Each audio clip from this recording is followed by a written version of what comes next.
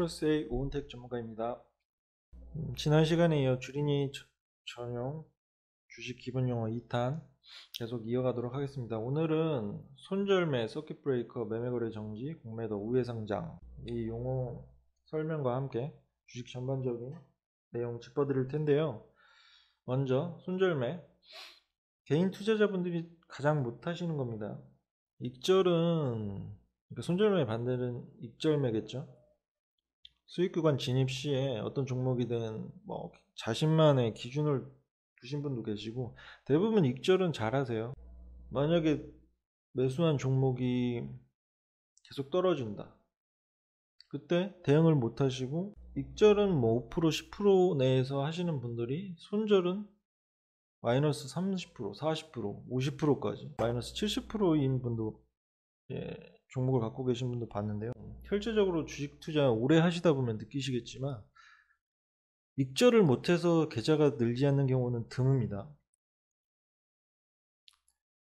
반면 손절매를 못하면 계좌가 무너지는 거 순식간입니다. 그만큼 익절보다 어떻게 보면 손절매가 더 중요하다고 개인적으로 생각이 드는데요.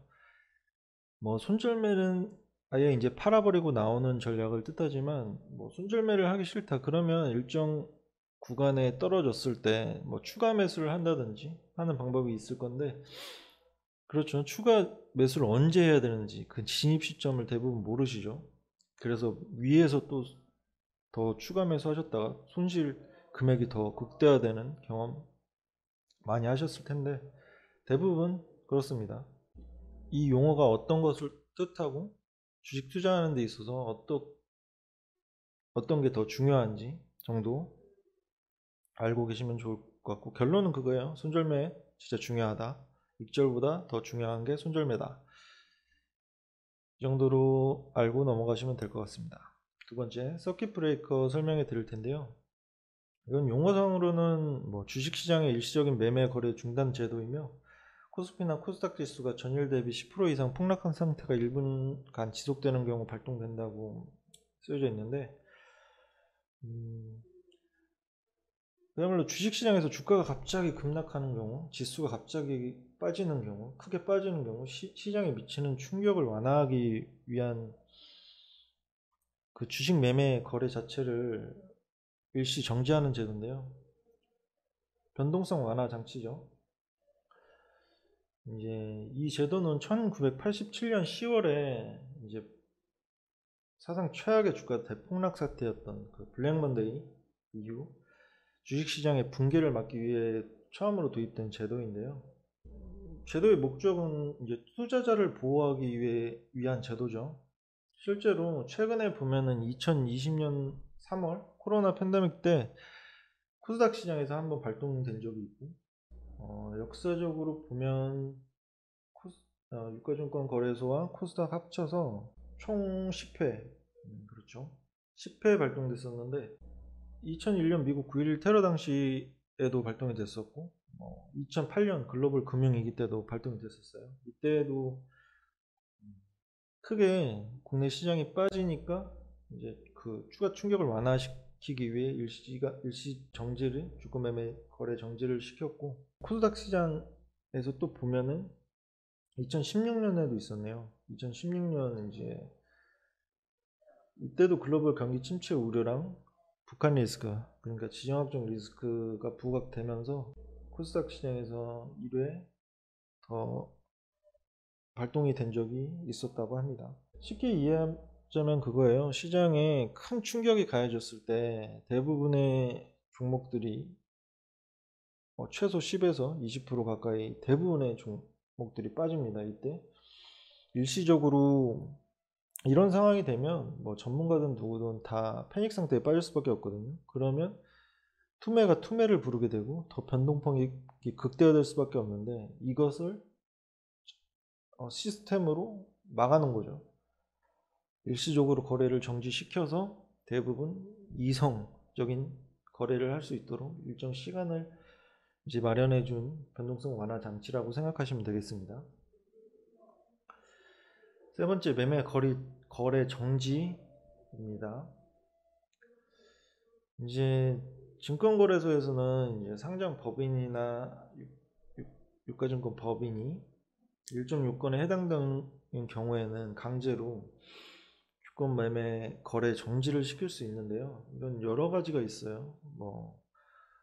이 매매 거래 정지는 공공의 이익이나 투자자 보호라는 측면에서는 서킷 브레이커랑 유사하죠.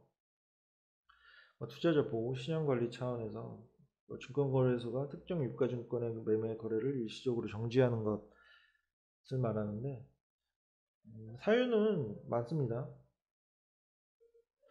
상장 기업이 거래소의 조회 공시 요구에 대해서 공시 불응을 표시하거나 공시를 또는 지연하거나 이미 공시한 내용을 번복하거나 이런 경우에 매매 거래가 정지되고요.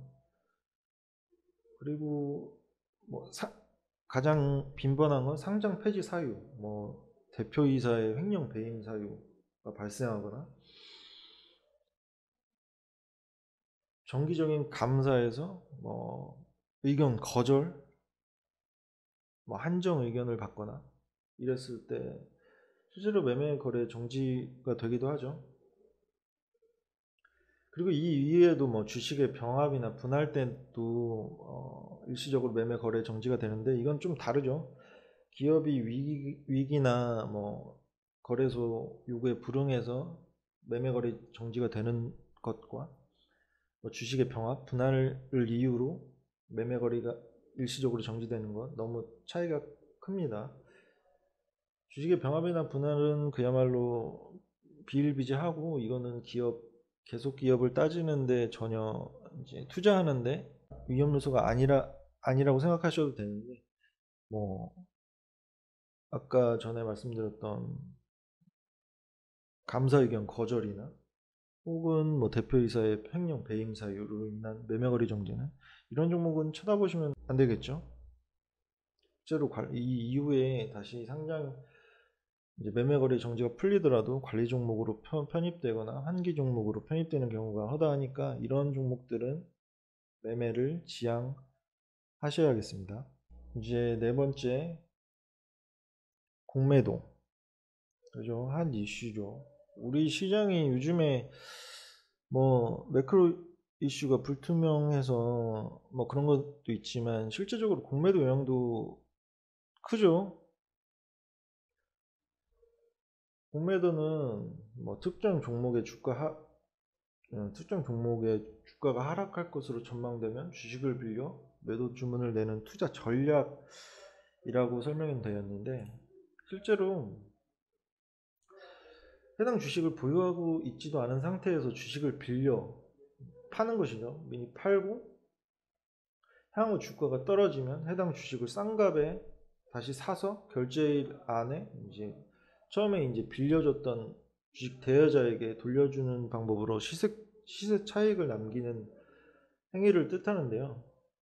실제 요즘에 공매도는 유동성을 공급한다는 얘기와 적정 주가를 반영하게 해서 거품을 제거한다, 이런 여러 가지 이유로 다시 시행이 되고 있는데, 코스피 200 종목, 코스닥 150 종목에 한정해서 진행되고 있긴 하지만 실제로 기울어진 운동장이 맞다고 생각합니다. 이 부분은 현재로서만 보면 시장 질서 어느 정도 교란시키는 부분과 불공정 거래 수단으로 악용되는 부분도 있다고 생각을 해요. 이 부분은 짧게 언급해 드리지만 실제적으로 공매도 하나로 동영상을 따로 교육 자료를 올려 드릴 건데, 차후에 더 자세하게 왜 기울어진 운동장이고 왜 개인 투자자에게 더 불리한 제도인지 자세하게 설명드릴 수 있도록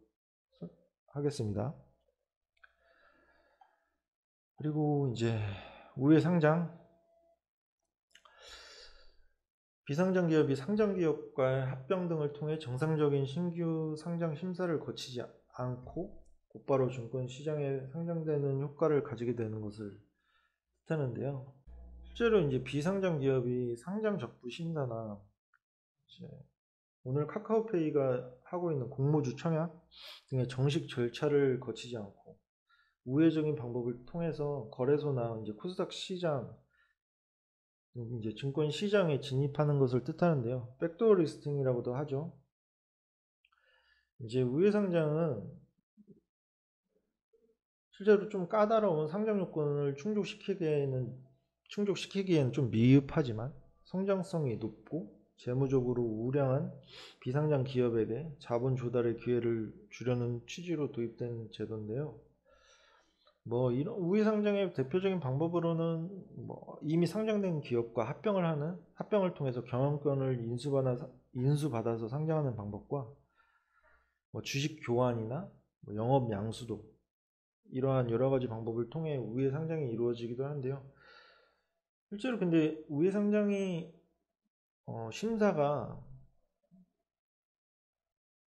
뭐 상장부 심사나 뭐 공모주 청약 절차를 거치지 않기 때문에 우회 상장의 경우에는 뭐 자격 미달의 부실 기업이 쉽게 자본 시장에 진입해서 투자자를 현혹하는 경우나 투자자들의 돈만 챙겨서 빠지는 경우가 있을 수도 있기 때문에 우회 상장하는 기업들에 대해서는 어느 정도 더 면밀하게 확인을 하고 더 정확한 분석 아래 투자를 해야 된다는 생각이 듭니다. 그럼 이번 시간에는 이제 손절매, 주식 투자에서 가장 중요한 손절매랑 서킷 브레이커, 매매 거래 정지, 공매도, 우회 상장 기본 용어에 대해서 설명드렸는데요. 어느 정도 모르셨던 부분도 있을 거고 기존에 알고 계셨던 부분도 있을 텐데 실제로 이렇게 더 용어든 뭐 주식 관련된 어떤 내용이든 자연스럽게 체득되시면 더 시장에 가까워지신다는 의미고, 이런 게 지금 당장 내일 매수 매도에 도움이 안 될 수도 있지만 차츰차츰 실력이 늘어나시고 계좌 수익 내시는데 결국은 도움 되실 거라고 생각이 듭니다. 그러니까 꾸준하게 지켜봐 주시고 다음 시간에도 더 유익한 자료로 찾아뵐 수 있도록 하겠습니다. 지금까지 시청해 주셔서 감사합니다.